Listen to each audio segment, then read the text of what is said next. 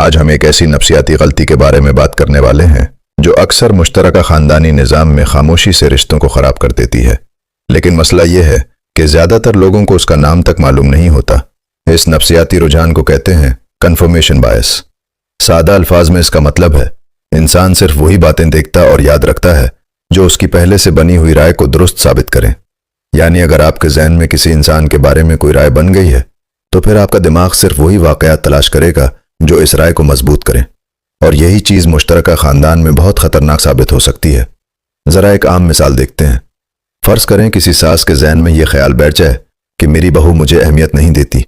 اب اگر بہو کسی دن مصروف ہو جائے یا سلام کرنے میں تھوڑی دیر ہو جائے تو فوراً یہی سوچ آئے گی، دیکھا اسے میری عزت ہی نہیں ہے، حالانکہ ممکن ہے بہو واقعی کسی کام میں مصروف ہو۔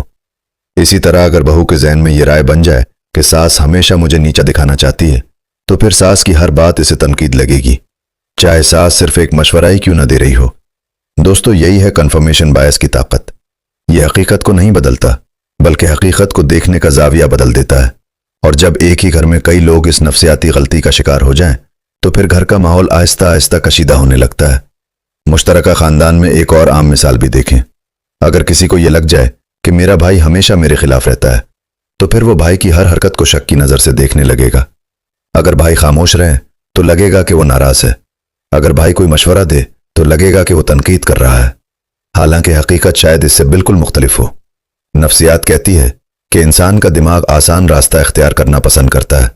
جب ہم کسی کے بارے میں ایک رائے بنا لیتے ہیں تو دماغ کو سکون ملتا ہے، پھر دماغ ہر نئی بات کو اسی رائے کے مطابق سمجھنے لگتا ہے۔ لیکن مسئلہ یہ ہے کہ یہ عادت رشتوں میں غلط فہمیوں کو بڑھا دیتی ہے، خاص طور پر ایسے خاندانوں میں جہاں کئی لوگ ایک ساتھ رہ رہے ہوں۔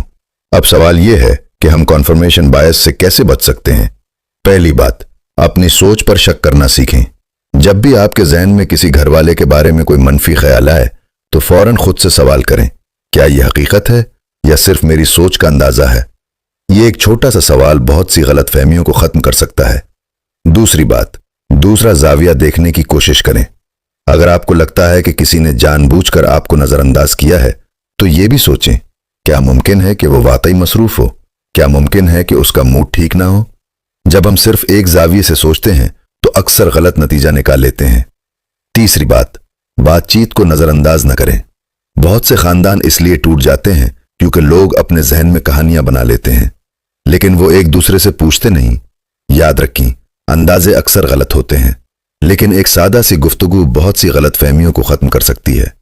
چوتھی بات، اچھائیوں کو بھی دیکھیں۔ کنفرمیشن بائس ہمیں صرف منفی چیزیں دکھاتا ہے۔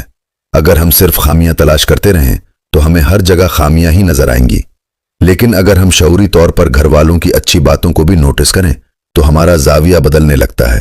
دوستو، مشترکہ خاندانی نظام کی خوبصورتی یہی ہے کہ اس میں کئی رشتے ایک ساتھ جڑے ہوتے ہیں، لیکن یہی نظام اس وقت مشکل بن جاتا ہے جب ہم ایک دوسرے کو سمجھنے کے بجائے صرف اپنی رائے کو سچ سمجھنے لگتے ہیں۔ اگر ہم اپنی سوچ کو تھوڑا سا کھلا رکھیں، جلدی فیصلے کرنے کے بجائے سمجھنے کی کوشش کریں تو گھر کا ماحول بہت بہتر ہو سکتا ہے۔ اور اگر آپ چاہتے ہیں کہ ہم انسانی نفسیات، رشتوں اور خاندانی زندگی کے ایسے ہی دلچسپ موضوعات پر بات کرتے رہیں تو ابھی کو سبسکرائب کریں، ویڈیو کو لائک کریں اور اسے اپنے دوستوں اور گھر والوں کے ساتھ ضرور شیئر